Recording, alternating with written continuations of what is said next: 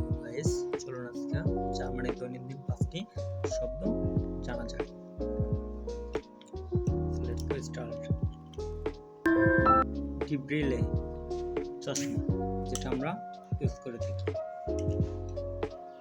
D ওয়া, যেটা আমরা হাতে পরে বের হই, এটি আমাদের দৈনন্দিন। ডি ওয়া মানে ঘড়ি।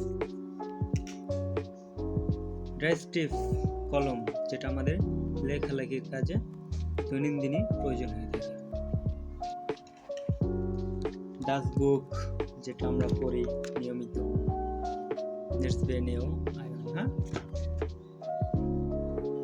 ডাস গেল্ড, টাকা। টাকা ছাড়া তো কোনো কিছু করাই যায় না, বর্তমান চলতে গেলেই টাকা লাগে। সো এ পর্যন্তই আজকের ভিডিও।